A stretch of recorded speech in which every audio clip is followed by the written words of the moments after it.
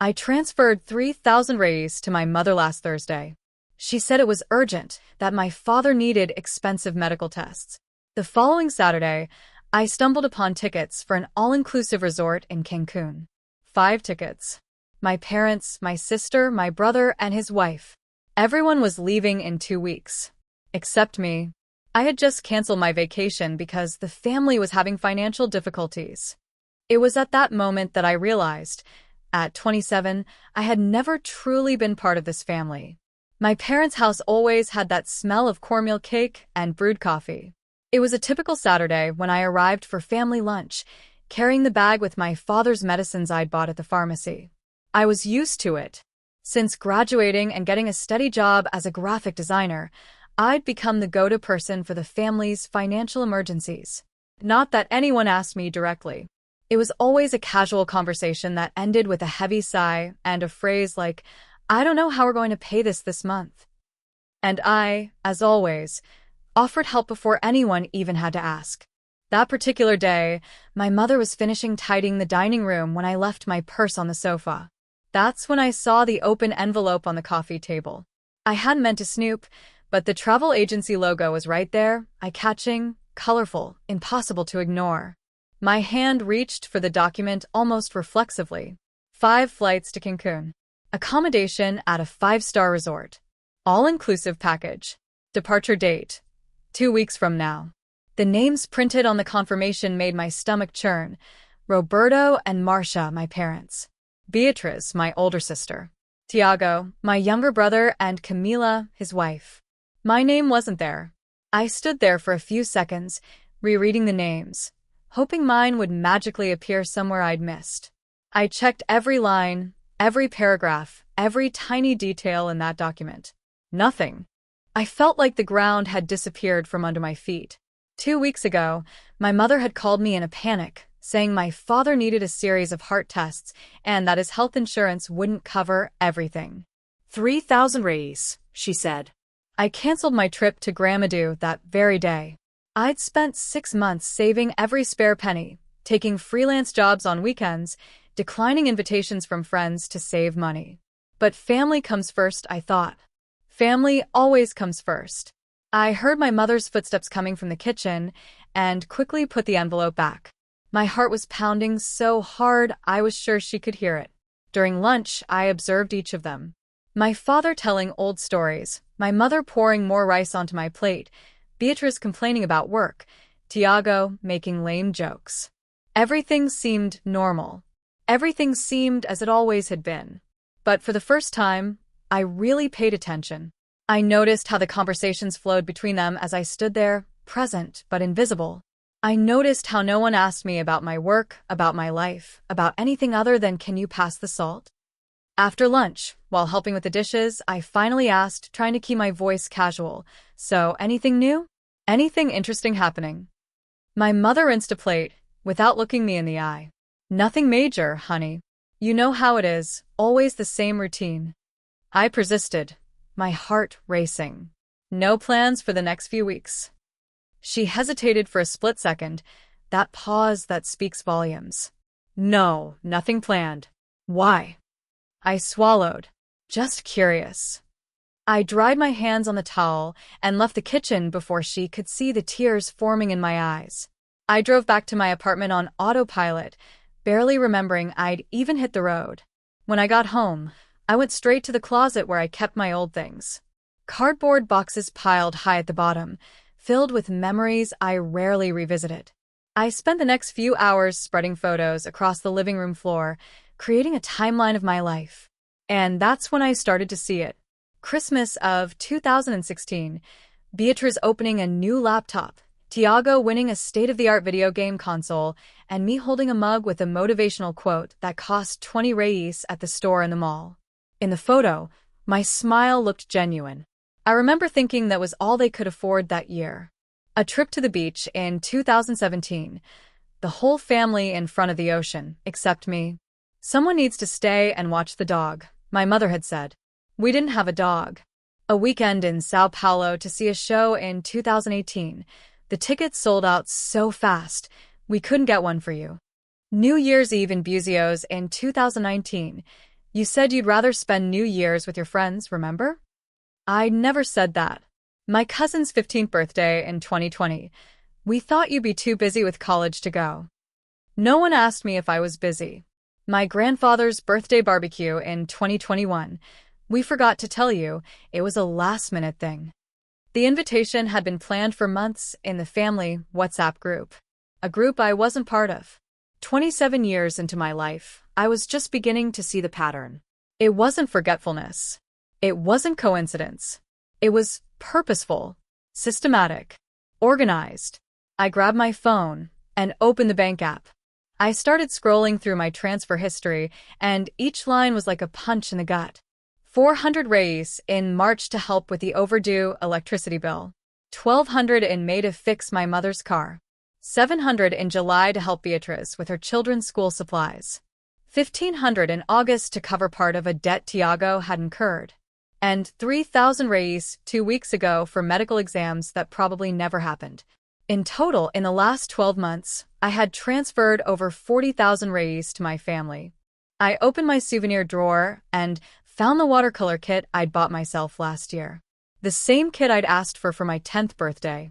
Watercolors are too expensive, honey. Maybe next year, my mother had replied. 2 weeks later, she bought Tiago a 500 real robotics kit because he's shown an interest in engineering. The kit I wanted cost 60 reais. I kept it sealed for months, as if opening the plastic would admit a defeat I wasn't yet ready to accept. There, sitting on the floor of my apartment, surrounded by evidence of a lifetime of exclusion, I finally opened the kit. The colors were perfect, untouched, waiting. I dipped the brush and made a single stroke on a blank sheet of paper. The paint spread in a deep blue gradient, beautiful and sad at the same time. My phone vibrated. A message from my mom. Thank you for today, daughter. You're always so thoughtful. I swallowed the bile that rose in my throat and didn't respond. For the first time in my life, I simply didn't respond. I spent the next 3 days in a kind of trance. I went to work, did my chores, and came home, but it was as if I were watching my own life from the outside.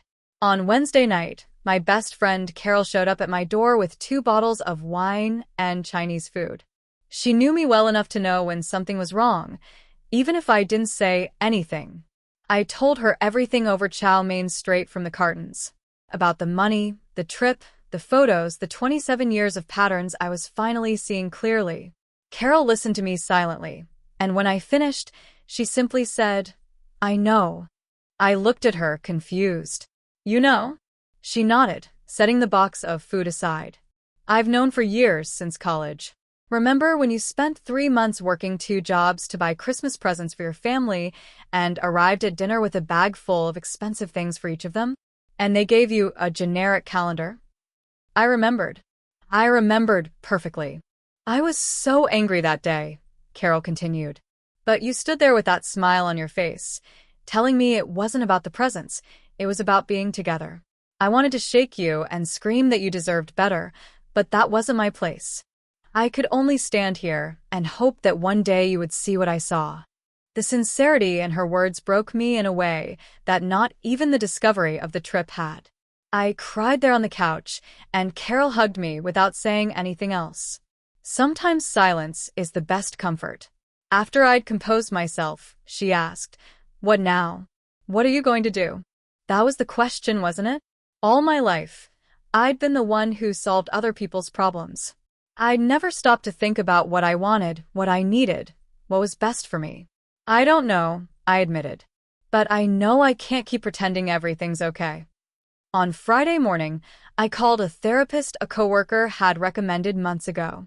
Dr. Helena worked in a cozy room downtown, with plants in the windows and an armchair that seemed to embrace you when you sat down. During our first session, I poured out everything. Every memory, every hurt, every moment of exclusion I had mentally catalogued over the past few days. She listened to me without interrupting, making occasional notes on her pad. When I finished, she leaned forward and said something that would change everything. What you're describing isn't mistakes or miscommunication. It's systemic emotional neglect. And the first thing you need to understand is that none of this is your fault. Those words broke something inside me. All my life, I'd assumed that if my family treated me this way, it was because I wasn't enough. I wasn't interesting enough. I wasn't loving enough. I wasn't present enough. But Dr. Helena was telling me that the problem was never me. It was liberating and terrifying at the same time. She gave me a task for the week: write a letter I would never send, saying everything I wanted to say to my family. No filters, no worries about hurting feelings, just the raw, honest truth. It took me 4 days to write that letter. It was 7 pages of pain, anger, sadness, and, surprisingly, love. Because despite everything, I still loved them. I was just beginning to understand that love doesn't mean accepting being treated less than. Self-love is also love, and perhaps that was the kind of love I most needed to cultivate right now. As I wrote, my phone rang nonstop. Messages from my mother asking if I was okay, saying I was acting strange, that I didn't seem like myself. My father sent an audio message saying they missed me, that I hadn't been to dinner in a while. Beatrice texted asking if I could pick up her kids from school next week because she had an appointment. Tiago asked if I could borrow 500 reais because his car needed repairs. Each message was like observing the family dynamic from the outside for the first time. They only contacted me when they needed something. I ignored every message. For the first time in my life, I simply didn't respond. And with each passing hour that passed without me giving in, without rushing to solve their problems, without putting their needs above my own, I felt a little lighter. In my second session with Dr. Helena, she asked me what I wanted. Not what my family wanted, not what I thought I should do, but what I genuinely wanted for myself. I was silent for several minutes. It was a simple question, but I realized I had never allowed myself to answer it honestly. I want peace, I finally said. I want to wake up in the morning without that tightness in my chest wondering what the next emergency will be. I want to save money for myself without feeling guilty. I want to make plans without having to cancel them at the last minute. I want to feel seen, heard, important. My voice broke on the last word. I want someone in my family to choose me, just once. Dr. Helena smiled sadly. These are basic needs, not unreasonable requests. And you have every right to seek them. She then introduced me to a concept I'd never heard of: healthy boundaries. She explained that boundaries weren't walls to keep people out, but fences to protect our inner garden. That saying no wasn't selfish, it was self-care. That I wasn't responsible for managing the emotions or finances of functioning adults. Each word, she said, was like planting a seed of awareness in fertile soil. I knew it would take time for these seeds to grow, but for the first time, I had hoped they might blossom. 2 weeks passed. 2 weeks of silence from me while the messages kept coming, increasingly insistent, increasingly confusing. My mother called 12 times in a single day. She left voicemails that ranged from genuine concern to barely concealed irritation. I don't know what we did to make you ignore us like that. That's no way to treat family. Beatrice texted in caps lock. You're being extremely immature. We need you, and you're making a drama over nothing. Tiago tried the guilt approach. Dad's high blood pressure is because of you. He's not sleeping well. Is that what you want? It was simultaneously fascinating and disturbing to observe how they reacted to my absence. There were no genuine questions about how I was doing. There was no reflection on what might have caused my distancing. Only accusations, demands, and attempts to make me feel guilty for finally putting myself first. On Tuesday of the 3rd week, they showed up at my work door. My mother and Beatrice, their expressions somewhere between concern and exasperation. The receptionist called me, unsure of what to do. I went down to meet them in the lobby, my heart hammering against my ribs. Finally, my mother sighed dramatically, opening her arms as if expecting a hug. I kept my arms at my sides. What are you doing here? Beatrice crossed her arms. What are we doing here? You've ignored us for 3 weeks, you're not answering calls, you're not responding to messages. We're worried. I took a deep breath, remembering the techniques Dr. Helena taught me. I need space. My voice came out firmer than I expected. Space. My mother repeated as if the word were in another language. Space from what? We're your family. There it was. The word they used as a shield against any questioning. Family. As if the mere existence of blood ties justified any behavior, any exclusion, any lack of consideration. I know you're going to Cancun next week, I said calmly. Their faces changed instantly. First surprise, then something that looked like guilt, quickly replaced by defensiveness. How do you know that? Beatrice asked. I saw the documents on the couch when I went to lunch 3 weeks ago, I replied. The 5 flights. The 5 reservations at the resort. Strange how you needed my money so badly for medical emergencies, but had thousands saved for a family vacation. My mother put her hand to her chest, as if having palpitations. You don't understand, that was different. Different how? My voice remained calm, but my entire body trembled. Different because I'm the only one who never deserves to be included? Different because I'm only useful when you need money? You're distorting everything, Beatrice interrupted, her voice rising. We were going to tell you about the trip. When? After you came back tanned, and with photos on Instagram. The words were sharper than I intended, but they were true. My mother stepped forward, trying to take my hand. I recoiled. We always thought you preferred to be alone. You were always so independent, so focused on work. You never seemed to care about family stuff. And there it was. The justification they had constructed to explain years of exclusion. I was too independent, so I didn't need inclusion. I was focused on work, so I didn't need invitations. They had turned my forced resilience into an excuse for neglect. I was 9 when I begged for a watercolor kit, and you said it was too expensive. I began, my voice shaking but determined. 2 weeks later, you bought Tiago a 500 reel robotics kit. I was 13 when I couldn't go on the school trip because it cost 400. A month later, you took Tiago camping and spent twice as much. I was 17 when I worked all summer to pay for my own graduation while you paid for everything for Beatrice. In none of those moments did I choose to be independent.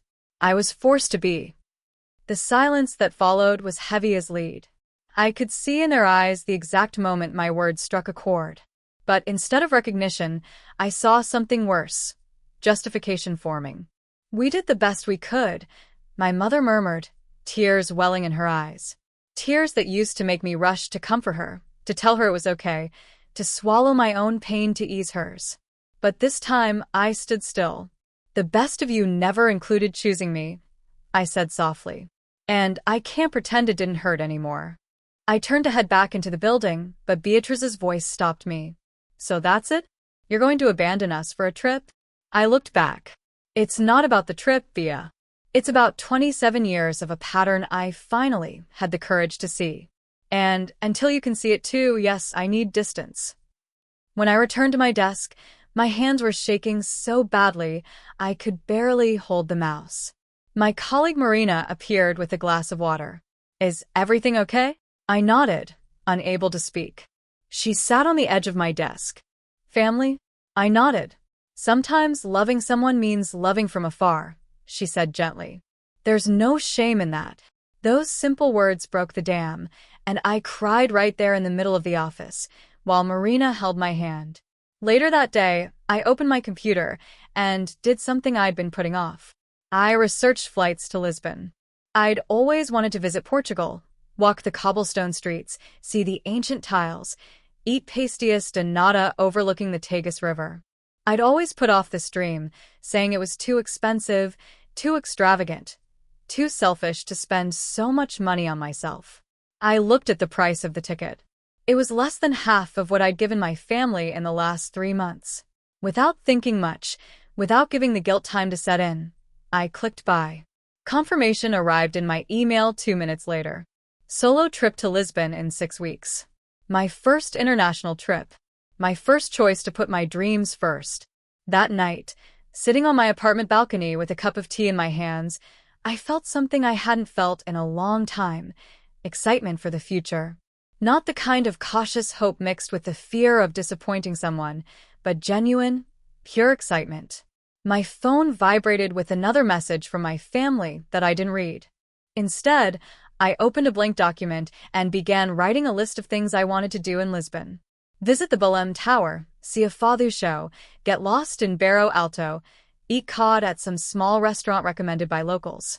Each item on the list felt like a small rebellion against years of trying to fit my dreams into the box of what was acceptable, what didn't bother anyone, what didn't take away resources that could be used for others.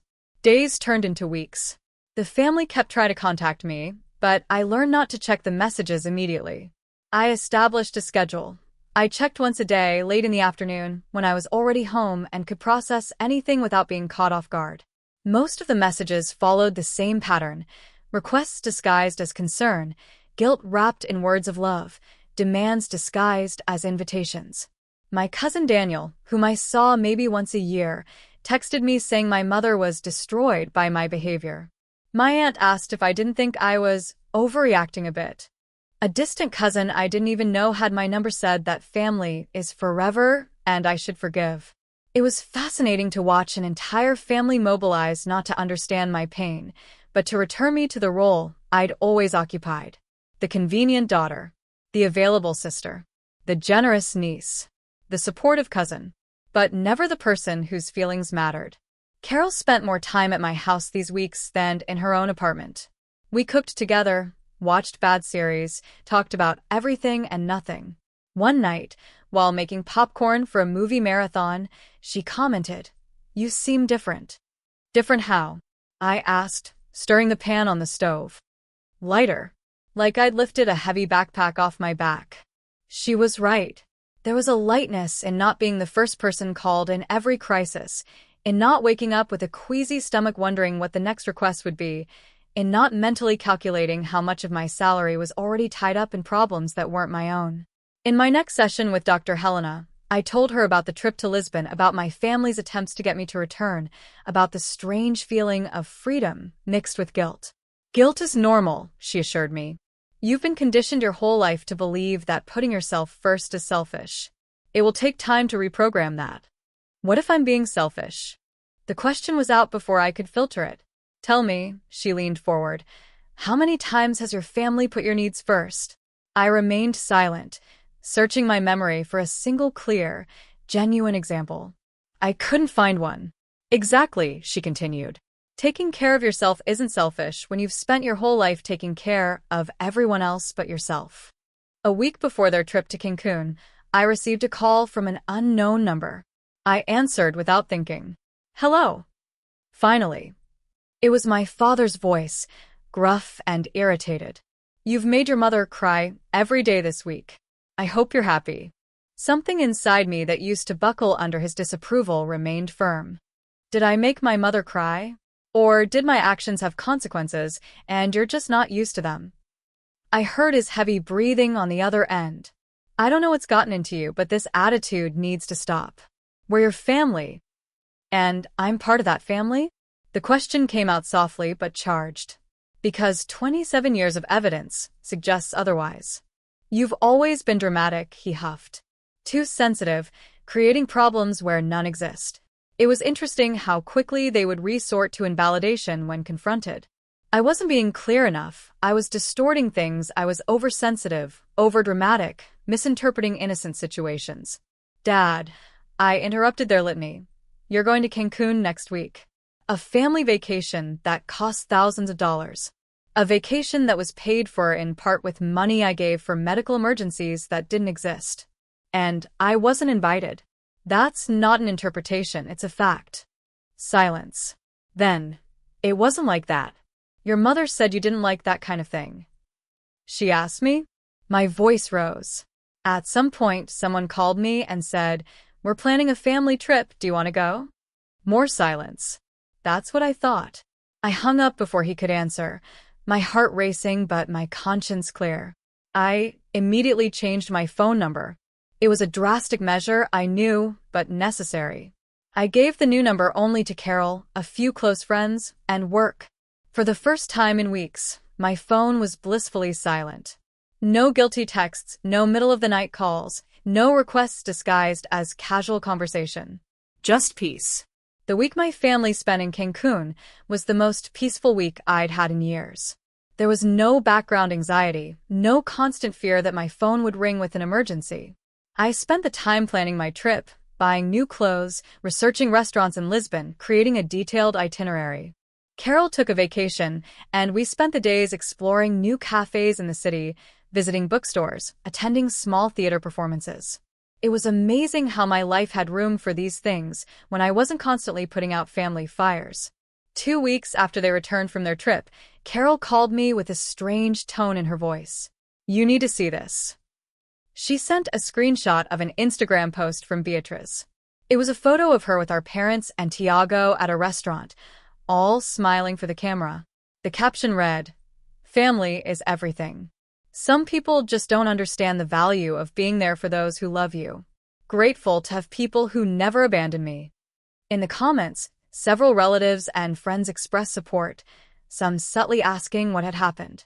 My aunt commented, "We always knew who really cares about family," with 3 hearts. I stared at the photo for a long time. A year ago, it would have destroyed me.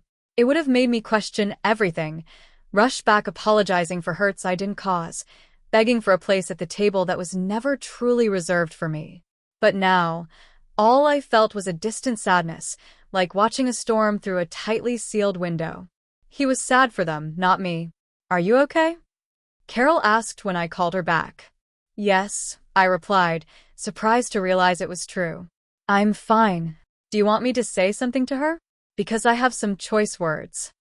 I laughed for the first time that day. No need. People who need to publicly announce how close their family is are usually trying to convince themselves, not others. I blocked Beatriz on social media. Then I blocked Tiago, my mother, my father, and any family member who had commented on that post. Each click of the block button was like closing a door that should have been closed long ago. Not with anger, but with the calm certainty of someone who finally understood that some doors must remain closed so that others can open. My trip to Lisbon arrived before I knew it. The night before the flight, Carol helped me pack my suitcase. "You'll find yourself there," she said, folding a blouse. "I don't know if I'll find myself," I replied, "but maybe I'll discover who I am when no one needs me to be someone." The flight took off at 6 in the morning. As the plane climbed above the clouds, I looked out the window at the city growing smaller below. Somewhere down there was my family, probably not even knowing I was leaving, probably not even caring.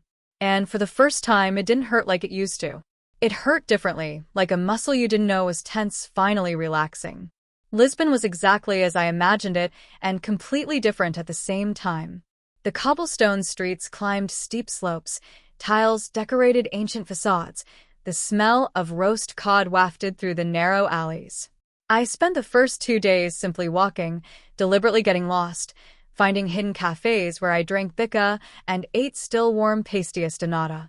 On the 3rd day, during a tour of São Jorge Castle, I met 3 other women traveling alone: Anna from Argentina, Sophie from France, and Yuki from Japan. We had lunch together that afternoon, and were inseparable for the rest of the trip. It was strange and wonderful to be surrounded by people who didn't know me from a lifetime of experience. To them, I wasn't the neglected daughter, the forgotten sister, the convenient cousin. I was just me.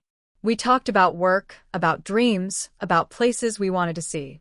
Yuki had left a stressful corporate job to travel for 6 months. Sophie was recovering from a difficult divorce. Anna was celebrating her first scientific publication. Each of us was in Lisbon for different reasons, but we all shared something. We were learning to exist for ourselves. One night, after several bottles of vinho verde in a small restaurant in Barro Alto, Sophie asked me why I was traveling alone. I told her the whole story. About the trip to Cancun, about the 27 years of exclusion, about finally setting boundaries. When I finished, I expected judgment or unsolicited advice. Instead, Anna raised her glass. "To the family we choose, not the one imposed on us."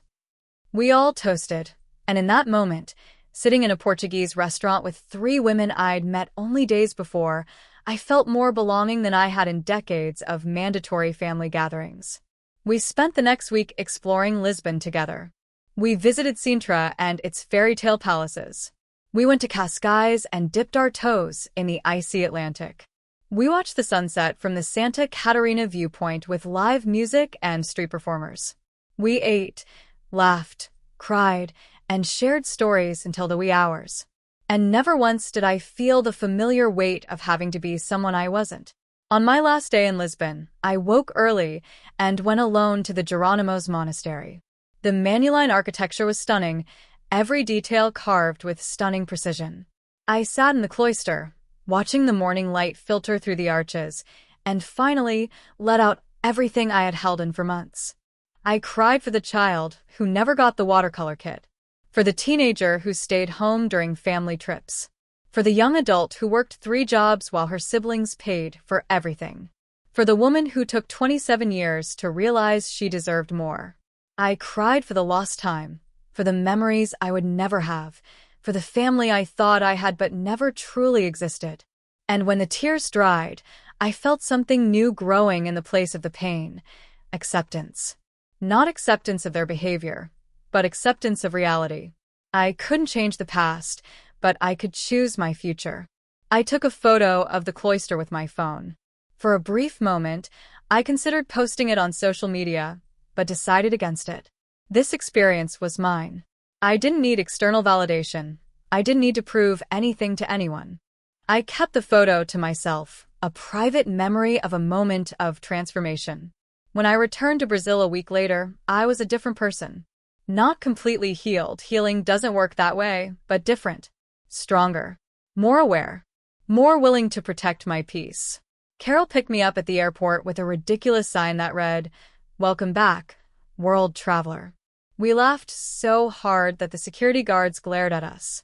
In the car, as she drove back to my apartment, I told her about Anna, Sophie, and Yuki, about the places we'd visited, about the conversations we'd had. "You seem different," Carol commented, glancing at me briefly before returning her eyes to the road. "Lighter, like really light now." She was right. There was a lightness that went beyond the physical, something in the way I breathed, how my shoulders were no longer permanently tense, how my stomach no longer clenched in anticipation of some demand. Back at work on Monday, I found 42 unread emails. None of them were from family because none of them had my new personal email address. They were all about projects, meetings, normal work deadlines. It was wonderful to have an inbox free of disguised requests and guilt trips. Marina stopped by my desk with coffee. "Did you survive Lisbon?" "More than that," I smiled. "I think I finally learned how to live." The following weeks established a new normal. Work, therapy with Dr. Helena, outings with Carol and other friends, hobbies I'd abandoned like watercolor and yoga. My life, which had previously revolved around my family's needs, now revolved around my own choices. It wasn't selfishness, it was balance. 3 months after returning from Lisbon, I received a registered letter. It wasn't common to receive physical letters these days, so I was curious. The sender was my mother. Inside the envelope was a 3-page, handwritten letter. The handwriting was shaky, as if it had been written and rewritten several times. The letter began with an apology. Not the vague, "I'm sorry if you felt that way" kind, but a specific acknowledgement of specific behaviors. She listed moments over the years, trips I'd been excluded from, disproportionate gifts, unfair expectations. She admitted they'd created a pattern in which they saw me as the strong daughter who didn't need attention, and used that as an excuse for neglect. The letter went on to say that she had started therapy, that she was confronting behaviors she had previously excused, that Beatriz was also in therapy working through her own issues, that my father, though resistant, was at least listening. Tiago, she admitted, wasn't yet ready to see his part in this. The letter ended not with a request for me to return, but with an offer. If I ever wanted to talk, she would be willing. No pressure, no expectations, no timetable. Just an open door when, and if I chose to walk through it. I read the letter 3 times, feeling conflicting emotions collide within me. Part of me, the part that always wanted to be chosen by them, clung to the words like a lifeline. But another part, the part that had grown through the pain, remained wary. I took the letter to my next session with Dr. Helena. "What are you feeling reading this?" she asked. "Hope," I admitted. "And fear that this hope will make me return to a place that hurt me." "Hope doesn't mean going back to the way things were," she said gently. It can mean building something new with clear boundaries and realistic expectations. Or it can mean acknowledging the apology and still choosing to keep my distance. Both are valid. It took me 2 weeks to respond. I wrote my own letter, equally honest. I acknowledged her apology and expressed that it meant something to me. But I was also clear about my boundaries. I wasn't ready for family reunions. I wasn't ready to resume the role I used to have. If we were going to rebuild something, it would be slowly, with committed family therapy, with consistent actions over time, not just words. I suggested we start with monthly lunches, just me and her on neutral ground. No expectations that everything would go back to the way it was, because the way it was wasn't healthy for me. She responded a week later, agreeing to all my terms. Our first lunch was uncomfortable.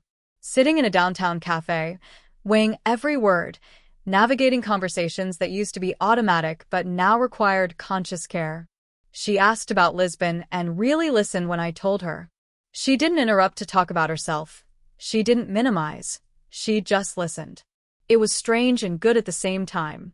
At our second lunch, a month later, she showed me the notebook where her therapist had asked her to write down patterns of behavior. There were pages about me, about how she had, in her words, turned her resilience into an excuse for neglect. Seeing it written in her own handwriting, acknowledged so explicitly, made something inside me soften slightly. It didn't happen overnight. It took 6 months of monthly lunches before I agreed to see my father too. It took a year before I even considered being in the same room as Beatriz. I wasn't ready to see Tiago yet, and they respected that. The difference was that now they respected my boundaries instead of pushing them. When I said I wouldn't go to Christmas that year because I wasn't yet comfortable with large gatherings, my mother said, "I understand," and didn't insist. When Beatrice tried to add me back to the family WhatsApp group without asking and I left immediately, she sent me a private message apologizing for not asking first. These were small gestures, but meaningful. They showed they were at least trying to understand that I was a person with needs and boundaries that deserved respect. 2 years after that day, I found the cruise documents to Cancun. I organized my own Thanksgiving dinner. Not with my blood family, but with my chosen family. Carol and her husband, Marina from work, and her children, Dr. Helena, who had become more of a friend than a therapist at that point, 3 people from the support group I attended during my healing journey, and, surprisingly, my mother and Beatriz. I wasn't ready for large family gatherings, but I was ready for them to meet the people who had supported me when I needed it most. We cooked together, laughed, and shared stories. I saw my mother listening to Carol tell of the nights she found me in tears, and I saw tears in her eyes.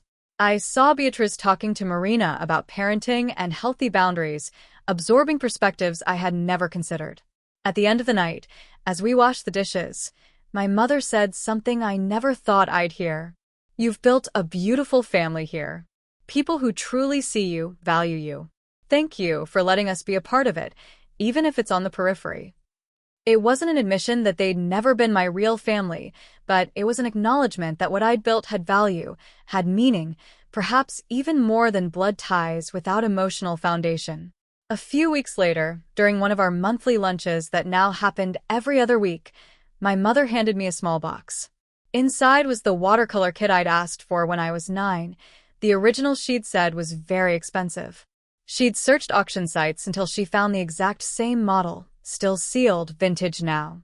"I know you already have one," she said, her voice breaking. "I know you had to buy it for yourself. But I wanted to give you this one, even if it's decades too late. As a reminder that I recognize every time I should have chosen you and didn't." I held the box, feeling its weight in my hands, the weight of decades of neglect, but also the weight of a tangible apology. It didn't erase the past, nothing could, but it showed a genuine effort to acknowledge it and try to do things differently. I opened the box right there in the restaurant.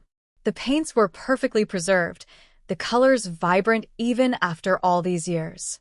I picked up one of the paint tablets, feeling the dry texture under my fingers. "Thank you," she said, and for the first time in years, I truly meant it. Not thank you for the gift itself, but thank you for finally seeing, for finally trying. Today, 3 years after the day that changed everything, my life is unrecognizable. I still go to therapy because growth is a continuous journey, not a destination. I still maintain firm boundaries with my family because self-respect is non-negotiable. I still have days where old pain resurfaces, where I find myself questioning my worth, where the 9-year-old inside me wonders why I was never enough. But I also have days, increasingly frequent, where I wake up grateful. Grateful for the discovery that shattered my world but freed me. Grateful for the people I chose and who chose me back.